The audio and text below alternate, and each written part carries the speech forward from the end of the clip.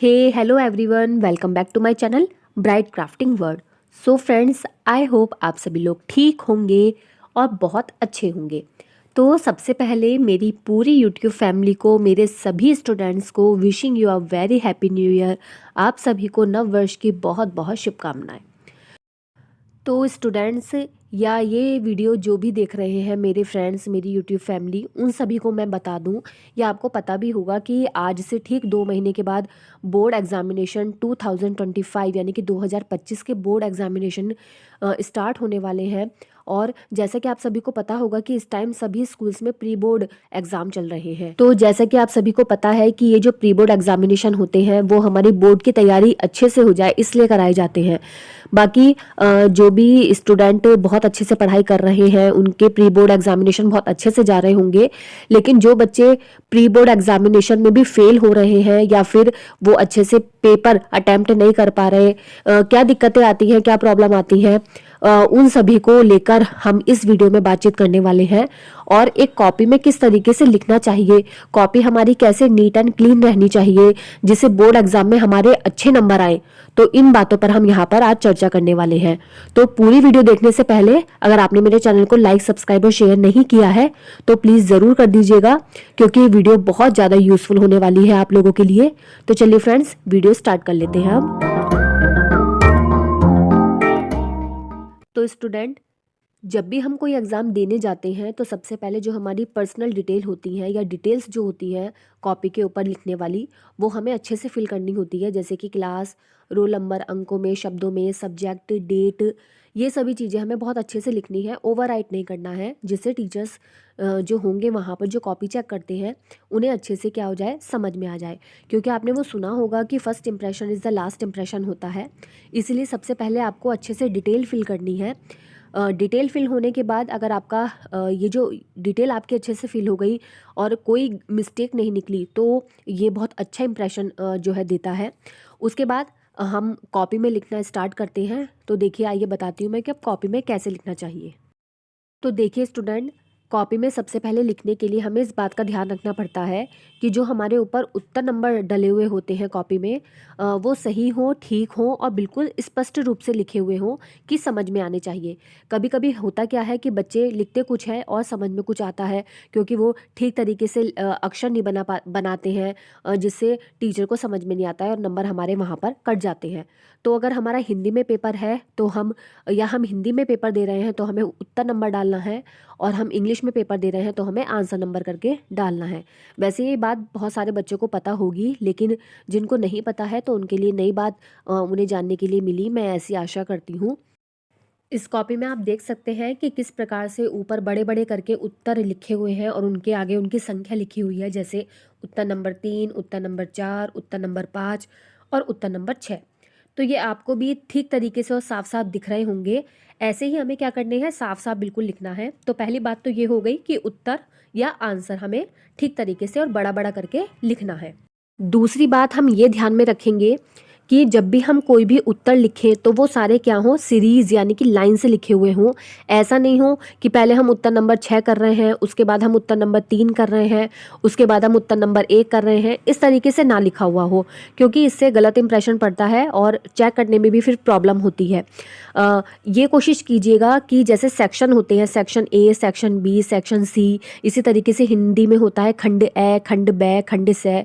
तो अगर हम एक ही खंड के क्वेश्चन अटेम्प्ट कर रहे हैं तो उसमें तो हम आगे पीछे कर सकते हैं, लेकिन अगर हम खंड वाइज क्वेश्चन अटेम्प्ट नहीं कर रहे हैं और हमने जैसे खंड में तो ए ले लिया, ए वाला प्रश्न कर रहे हैं पहला, और हमने खंड से का उसके बाद दूसरा प्रश्न कर लिया, तो फिर ये क्या होता है, चेक करने में प्रॉब्लम होती है। इसलिए एक ही खंड के प्रश्न को हम ऊपर नीचे कर सकते हैं, उसमें दूसरा खंड को मिक्स ना करें।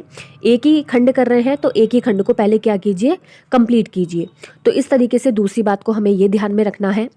तीसरी बात हमें क्या ध्यान में रखनी है, देखिए आप यहाँ पे देख सकते हैं कि ये जो हेडिंग लिखी हुई है ये बिल्कुल साफ साफ लिखी हुई है और हर हेडिंग के नीचे अंडरलाइन की हुई है डबल।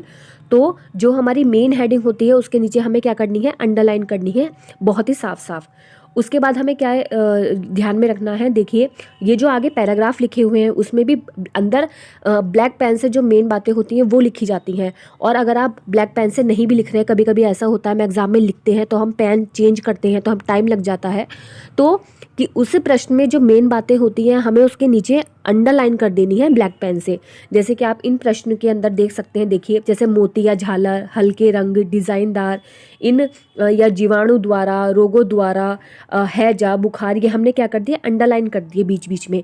तो इससे क्या होता है जो टीचर कॉपी चेक करता है उसका जो ध्यान जाता है वो उन्हीं अंडरलाइन की हुई चीज़ों पर जाता है। तो वो जब आप अंडरलाइन चीज़ें, आपने जो इंपॉर्टेंट चीज़ें हैं वही अंडरलाइन कर रखी हैं, तो इससे टीचर को लगता है कि हाँ ये बच्चा बिल्कुल साफ साफ इसे लिख रखा है, इंपॉर्टेंट बातों को इसने अंडरलाइन किया हुआ है। क्योंकि देखिए होता क्या है, टीचर बहुत सारी कॉपी चेक करता है उस समय पर, तो ऐसा होता है कि अगर आपने एक ही पेन से लिखते चले गए, बीच में पता नहीं चल रहा क्या इंपॉर्टेंट बातें हैं, क्या सन है, क्या स्लोगन है, क्या कहावत कही है किसी ने, तो फिर पता नहीं चल पाता है। इसलिए अपनी इंपॉर्टेंट बातों को आप या तो बीच बीच में ब्लैक पेन से लिखिए या फिर उनको अंडरलाइन कीजिए इस तरीके से। तो ये था मेरा एक बात आपको कहना।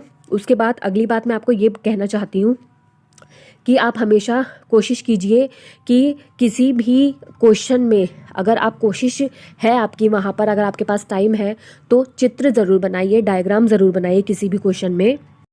देखिए डायग्राम से क्या होता है, डायग्राम जो है वो किसी भी क्वेश्चन को एक तो अच्छे से प्रेजेंट करता है। डायग्राम से हमें ये पता चलता है कि हाँ इस बच्चे ने बहुत अच्छे से क्वेश्चन पढ़ा हुआ है और यहाँ पर किया हुआ भी है। देखिए कोई भी डायग्राम किसी भी क्वेश्चन का क्या होता है, उसकी जान होती है। अगर हमें कोई क्वेश्चन आता भी नहीं है ठीक तरीके से और हम डायग्राम उसका बना के आ रहे हैं, देखिए यहाँ पर ज़रूरी नहीं है कि डायग्राम आप बिल्कुल वैसे ही तरीके से बनाइए। आप यहाँ पे डायग्राम क्रिएट भी कर सकते हैं, आप डायग्राम खुद से बना भी सकते हैं अच्छी तरीके से। जैसे आप यहाँ पर एक डायग्राम देख सकते हैं, अंधेपन के प्रकार 2 प्रकार हैं, अर्जित और जन्मजात। तो इस तरीके से आप इसके ये डायग्राम यहाँ पर इस बच्चे ने खुद से ही क्रिएट किया हुआ है। तो इससे क्या होता है, क्वेश्चन हमारा बहुत ही ज़्यादा इससे अच्छा लगता है।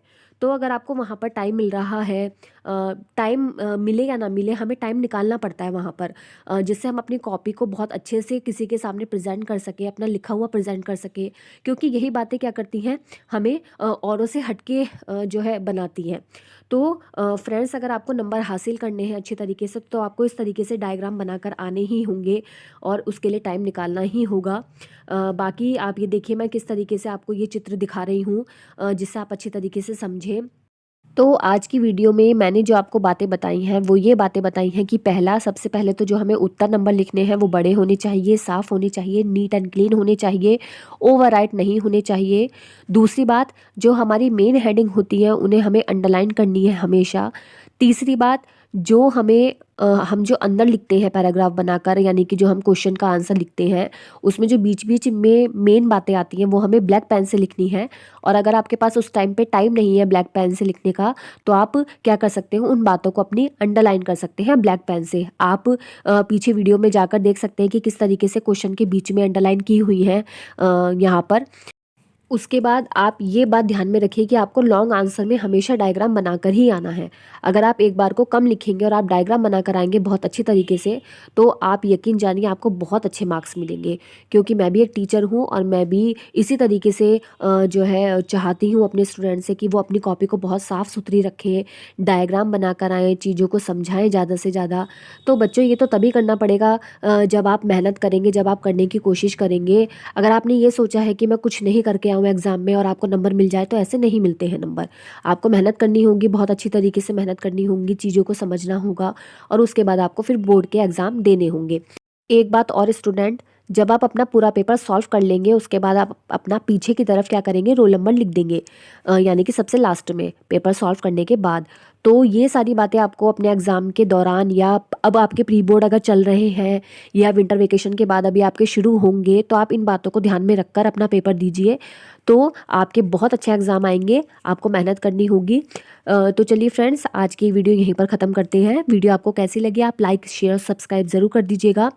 चैनल पर बहुत सारी वीडियो अपलोड हैं, उनको ज़रूर देखिए। आगे आने वाली वीडियो को भी देखने के लिए चैनल पर बने रहें। Thanks for watching.